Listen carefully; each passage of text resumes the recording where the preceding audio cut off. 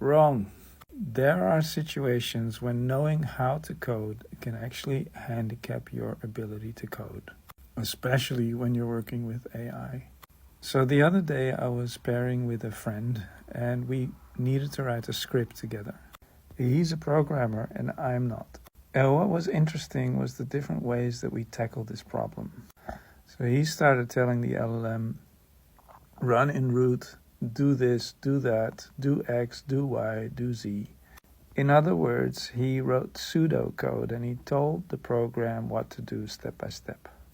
My way was different. So I said, here's the problem that I'm facing and this is the situation. How would you approach solving this?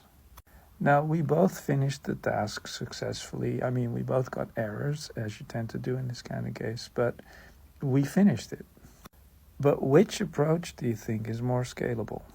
If you go step by step, you might miss a step. There might be parts of the problem that you're not seeing. This is what I call a closed approach to prompting. You think you already know what the solution to the problem is, and you treat the LLM like a stupid intern that just needs to do what you tell it to. By contrast, the open method of prompting maximizes what the LLM can do, and it's actually the logical way to approach things. Because if you think about it and you realize that the LLM is a more expert coder than most humans on the planet alive today, then you understand that this is a much more scalable approach, especially if you work with more complex challenges.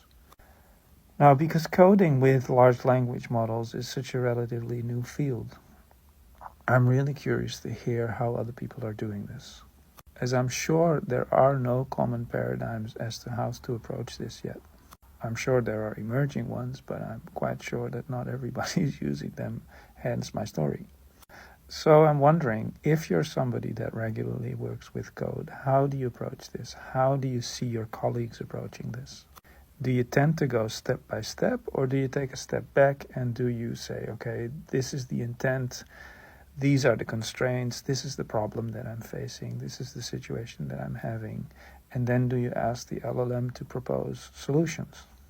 Please let me know, because I'm really curious to hear how other people are solving this.